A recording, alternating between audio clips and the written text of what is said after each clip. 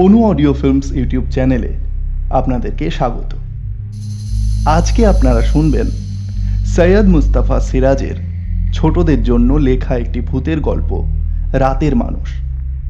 এই গল্পটি আমরা নিয়েছি ভৌতিক গল্প সমগ্র সৈয়দ মুস্তাফা সিরাজ এই বইটি থেকে। গল্প পাঠে আমি ভাস্কর।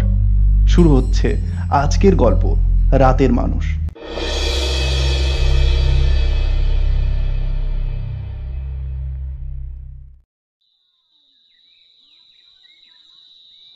ঝুলন পূর্ণিমার রাতে গঞ্জের মেলায় ছোট মামার সঙ্গে কলকাতায় যাত্রা দেখতে গিয়েছিলাম। সন্ধ্যের দিকে বৃষ্টি পড়ছিল। ফেরার সময় দেখি আকাশ ফাঁকা, ঝলমলে চাঁদ কাত হয়ে বাদবাকি জ্যোৎস্না ঢেলে নিজেকে খালি করে দিচ্ছে। রাস্তা শুনশান, ফাঁকা। মানুষজন মেলায় রাত কাটাতেই আসে, কিন্তু ছোট মামা খুঁতখুঁতে মানুষ। বললেন, ঘুম পাচ্ছে বলে যেখানে সেখানে শুয়ে পড়তে হবে নাকি? মোটে তো 5 কিমি রাস্তা, চলে আয় পটু। ঘুম ঘুম চোখে রাস্তা হাঁটা কষ্টকর। তাছাড়া ছোট মামার চেয়ে আমার পা দুটো বড্ড বেশি ছোট। বারবার পিছিয়ে পড়ছি আর ধমক খাচ্ছি। হঠাৎ রাস্তার বাঁকের মুখে গঞ্জের শেষ দিকটায় একটা সাইকেল রিক্সা দেখা গেল। রিক্সাটা দাঁড়িয়েই ছিল, তবু ছোট মামা চেঁচিয়ে উঠলেন, রোকে রোকে। রিক্সাওয়ালা হেসে অস্থির। রোকেই তো আছি বাবু মশাই, যাওয়া হবে কোথায়? আমারও হাসি পাচ্ছিল। ছোট মামার সব কিছুই অদ্ভুত। তো আমরা ঝাপুইহাটি যাব শুনে রিক্সাওয়ালা খুশি হলো। বলল, চলুন, আমি কাছাকাছি থাকি। ওদিককার প্যাসেঞ্জারের জন্য অপেক্ষা করছিলাম।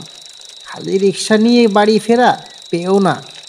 রিক্সাতে উঠে বসলে ঘুমটা আমাকে বাগে পেয়েছিল, কিন্তু ছোট মামার বারবার ধমক এবং পড়ে গিয়ে হাড়গোড় ভেঙে যাওয়ার হুমকি ক্রমশ ঘুমটাকে এলোমেলো করে দিচ্ছিল।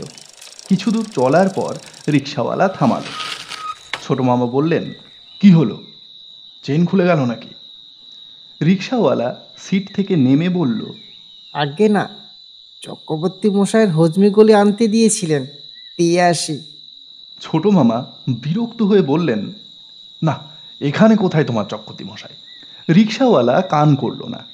রাস্তার ধারে ঝাঁকড়া একটা গাছের তলায় গিয়ে ডাকলো, চক্রবর্তী মশাই, ঘুমোচ্ছেন নাকি?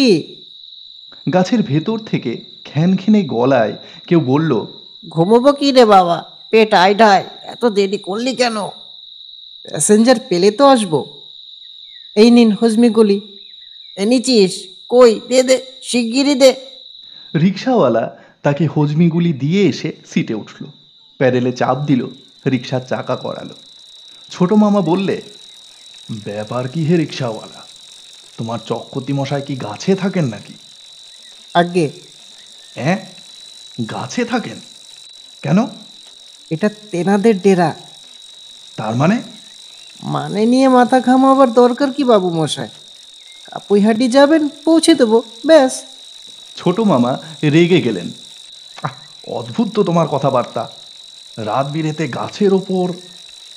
রিক্সাওয়ালা ওকে থামিয়ে দিয়ে বলল, চুপ চুপ, চক্রবর্তী মশাইয়ের কানে গেলেই কেলেঙ্কারি। আমার কাছ থেকে ততক্ষণে ঘুমটা কেটে পড়েছে। বারবার দেখে আসছি ছোট মামার সঙ্গে কোথাও রাত বিরেতে বেরোলেই গোলমেলে সব ঘটনা ঘটে। বুঝতে পারি না রাত এলেই কেন পৃথিবীটা অন্যরকম হয়ে যায়, নাকি ছোট মামার ভুলেই রাতটা গোলমেলে হয়ে যায়। কিন্তু তারপর তো ছোট মামা চলে আয় পুঁটু বলে শেষ পর্যন্ত উধাও হয়ে যান। ধাক্কাটা সামলাতে হয় আমাকেই। এবার কত দূর গড়াবে কে জানে। বুক ঢিপ ঢিপ করতে লাগলো। একটু পরে আবার রিক্সা দাঁড়ালো এবং রিক্সাওয়ালা তড়াক করে নেমে গিয়ে ডাক দিল, ঠাকুরন দিদি, ঠাকুরন দিদি। একটা শুকনো গাছের ডাল থেকে নেমে সাদা কাপড় পরা কেউ এদিকে এগিয়ে এলো। ভূত এলি? কখন থেকে পথের দিকে চেয়ে বসে আছি, চোখে ব্যাটা ধরে গেল। রক্ত এনেছিস তো? না আনলে ডাকছি কেন? এই নিন। দোক্তা নিয়ে ঠাকুরন দিদি ন্যাড়া গাছটার দিকে চলে গেল। ছোট মামা গুম হয়ে বসেছিলেন। বললেন, না, কোনো মানে হয়? রিক্সাওয়ালা আবার চুপচাপ রিক্সা চালাতে শুরু করলো। কিছু দূর গেছি, হঠাৎ কোত্থেকে কেউ হেঁড়ে গলায় ডাকলো, পতো, পতো, আই পতো। ছোট মামা চাপা স্বরে বললেন, এই থেমো না, যেই ডাকুক। একটা কালো বেঁটে লোক ধমক দিল। আই বেটার ছেলে, কথা কানে যায় না? রিক্সাওয়ালা বলল, রোজ রোজ বাকিতে জিনিস দেবে নাকি? দেবে না মানে? ওর বাপ দেবে। এখনো 63 টাকা 67 পয়সা জমা আছে খাতায়। সে আপনি মামলা করে আদায় করুন গে। বাজে কথা বলিস নে, আসলে তুই যাসনি দত্তর দোকানে। কি ঝামেলা করছেন বাবু, গাড়িতে প্যাসেঞ্জার আছে দেখছেন। লোকটা রাস্তার মাঝখানে দাঁড়িয়ে গেল। লোকটা প্রায় কেঁদে ফেলল। এখন আমি ঘুমোবো কি করে? একুলি আপি মামাকে এত রাত্রিতে কে দেবে? রিক্সাওয়ালা পরামর্শ দিল, শ্মশানতলায় চলে যান, দারোগা বাবুর কাছে এক গুলি পেতেও পারেন। ওরে বাবা, মৌতাজ ভাঙলে লকাপে ঢোকাবে। তাহলে বরঞ্চ পাঁচুর কাছে যান, সে বেটা তো চোর। চোর বলেই বলছি, দারোগা বাবুর কোটো থেকে 2-1টা গুলি সেই হাতাতে পারবে। লোকটা কিন্তু কিন্তু করে বলল, তা পাঁচুকে পাচ্ছি কোথায়? ও তো ফেরারি আসামি। রিক্সাওয়ালা চাপা স্বরে বলল, সন্ধেবেলায় পাঁচুকে এক পলক দেখেছি, মোড়ল মশাইয়ের তাল গাছের কাছে দাঁড়িয়েছিল। মোড়ল মশাই গঞ্জের মেলায় গেছেন, কাজেই পাঁচু তেনার ডেরায় ঘুমিয়ে নিচ্ছে। বেটে কালো ছায়ামূর্তিটি তখনই উধাও হয়ে গেল। রিক্সাওয়ালা প্যাডেলে চাপ দিয়ে বলল, রোজ রাত্রিরে আসা এই এক জ্বালা বাবু মশাই, রাজ্যের লোকের হাজার ফরমাস। ছোট মামা গুম হয়ে বসে আছেন। আমি ভাবছি হঠাৎ আমাকে ফেলে পালিয়ে না যান। বড্ড বেশি গোলমেলে ঘটনা ঘটছে। কিছু দূর যাওয়ার পর রাস্তা বাঁক নিল। এবার দুধারে ঘন জঙ্গল, রাস্তায় চকরা বকরা জ্যোৎস্না পড়েছে। রিক্সাওয়ালা বলল, আর এক জায়গায় একটুখানি থামতে হবে। সিঙ্গি মশাই নস্যির কৌটোটা দিয়ে আমার ছুটি। একখানে জঙ্গলটা কিছু ফাঁকা। রিক্সা সেখানে থামল। রিক্সাওয়ালা সিট থেকে নেমে রাস্তার ধারে গিয়ে চেঁচাতে থাকলো, সিঙ্গি মশাই, ও সিঙ্গি মশাই। তারপর সাড়া না পেয়ে এগিয়ে গেল। আর তাকে দেখতে পেলাম না। ভয়ে ভয়ে ডাকলাম, ছোট মামা, ও ছোট মামা। ছোট মামা বিরক্ত হয়ে বললেন, চুপচাপ বসে থাক, আমাদের বাড়ি পৌঁছানো নিয়ে কথা। এই সময় কাছাকাছি একটা গাছ থেকে কেউ বলল, কারা এখানে? ছোট মামা ভারী কি চালে বললেন, এই আমরা। আমরা মানে? নাম কে? বাড়ি কোথায়? ছোট মামা রেগেই ছিলেন। বললেন, তা জেনে তোমার কাজ কি? কে তুমি? গাছে কি করছো? বলে কে? কাছে কি করছে? নেকা। খবরদার, বাজে কথা বলবে না বলে দিচ্ছি। এটা বাজে কথা হলো? জানো না গাছে কি করছে? ছোট মামা খাপ্পা হয়ে বললেন, না, জানি না। আমরা মানুষ, আমরা তোমার মতো রাত বিরেতে গাছে কাটাই না। প্রথম প্রথম এরকম ভুলটা হয়। কি ভুল হয়? মানুষ মানুষ ভুল। কি অদ্ভুত! অদ্ভুত তো বটেই, আটটুকু বাদ যেতে কয়টা দিন দেরি। এই যা, তোমরা ডেরা খুঁজে বেড়াচ্ছ? বোকার কাকে বলে? ভূতর রিক্সায় চেপে? ভূত 1 নম্বরের ধরিবাজ, সাবধান করে দিচ্ছি কিন্তু। ছোট মামা রিক্সা থেকে নেমে ঘুষি পাকিয়ে দাঁড়ালেন। এই এই, কে হে তুমি? গাছ থেকে নেমে এসো তো দেখি। আমিও নামতে দেরি করলাম না। ছোট মামার মারামারি করার অভ্যেস আছে, কিন্তু রাত বিরেতে গাছের লোকটার সঙ্গে এঁটে উঠতে পারবেন কিনা আমার সন্দেহ। রিক্সাওয়ালাও আসছে না, মারামারি বাঁধলে থামাবে কে, এটাই আমার ভাবনা। ছোট মামা ঘুষি বাগিয়ে এবার হুঙ্কার দিলেন, কাম অন, কাম অন। গাছের লোকটা বিঁধ ঘুটে হাসল। ইংরাজির কি ছেড়ে কেমন কি হে ছোকরা, গেট ডাউন। কিন্তু গেট ডাউন করে কি করে? একটা ঠ্যাংই তো নেই, থাকলে এতক্ষণে নেমে কানটি ধরে স্ট্যান্ড অপ অন দ্য বেঞ্চ করিয়ে দিতাম। পাশের একটা গাছ থেকে কেউ বলল, কি হে পণ্ডিত মশাই, ছাত্র জোটাতে পারলেন নাকি? না হে, গাধা পিটিয়ে ঘোড়া করা যায় না। ছোট মামা আর সহ্য করতে পারলেন না। রাস্তার ধারে পাথরকুচি স্তূপ থেকে পাথর কুড়িয়ে ছুঁড়তে শুরু করলেন। আমাকে বললেন, হাত লাগা পুটু, আমাকে গাধা বলছে, আমাকে ইংরাজি শেখাচ্ছে পাঠশালার পণ্ডিত। ওদিকে পণ্ডিত মশাইয়ের চেঁচামেচিতে চারদিক সারা পড়ে গেছে। হই হই রই রই করতে করতে কালো কালো কারা সব গাছ থেকে ঝুপঝাপ করে নেমে দৌড়ে আসছিল। আমি ভয়ে প্রায় কেঁদে ফেললাম। এবার ছোট মামার চোখে পড়ল ব্যাপারটা। তারপর যা ভেবেছিলাম এবং বরাবর যা ঘটে আসছে তাই হলো। ছোট মামা চলে আয় পুঁটু বলে রিক্সাওয়ালা যেদিকে গিয়েছিল সেই দিকে দৌড়লেন, আমিও দৌড়লাম। কিন্তু ভাগ্যিস ছোট মামা হোঁচট খেয়ে পড়ে গিয়েছিল, তাই সঙ্গ পাওয়া গেল। জ্যোৎস্নায় একটা ভাঙাচোরা দালান বাড়ি দেখা যাচ্ছিল। বাড়ির দরজায় ছোট মামা ধাক্কা দিতে লাগলো। একটু পরে ভেতর থেকে সাড়া এলো। কে? ছোট মামা ব্যস্তভাবে বললেন, আমরা খুব বিপদে পড়েছি, দয়া করে দরজা খুলুন।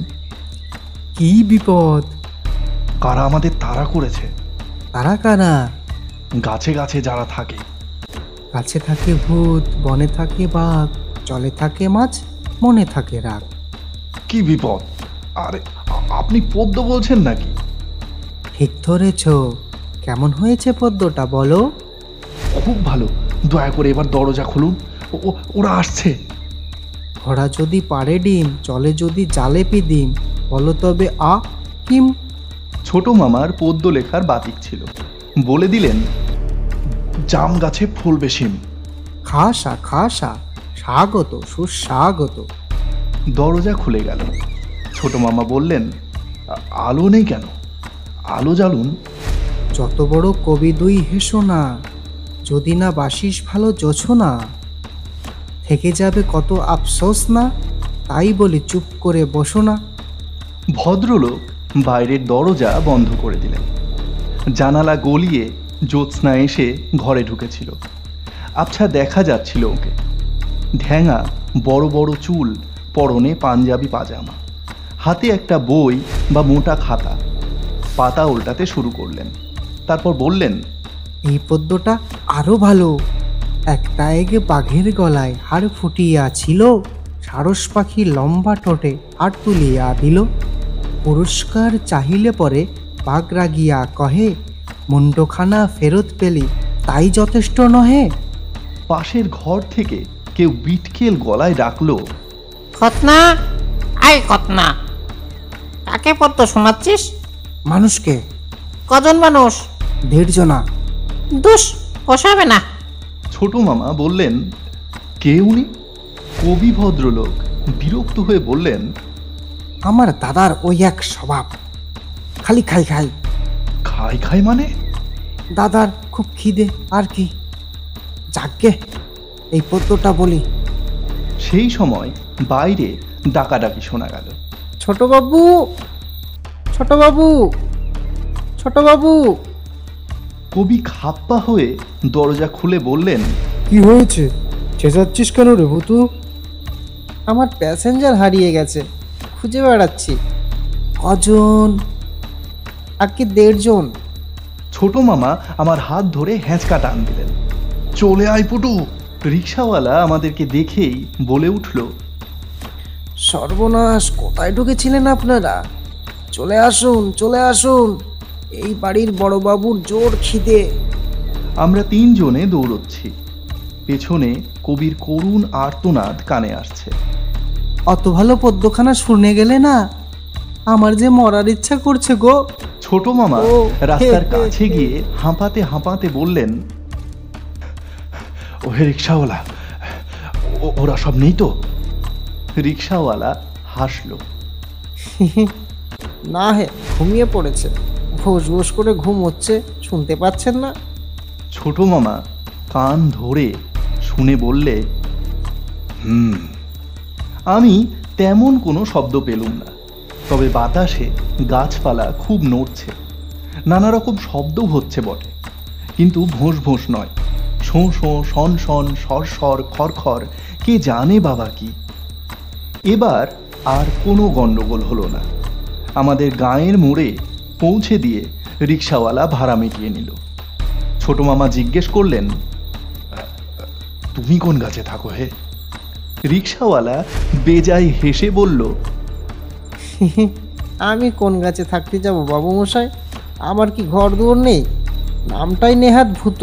রাত বিরেতে রিক্সা চালাই বলেই তেনাদের সঙ্গে চেনা জানা।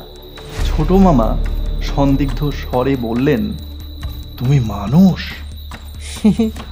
আগে 16 আনা মানুষ। বলে সে শেষ রাতের জ্যোৎস্নায় রিক্সা চালিয়ে কালো হতে হতে দূরে মিলিয়ে গেল।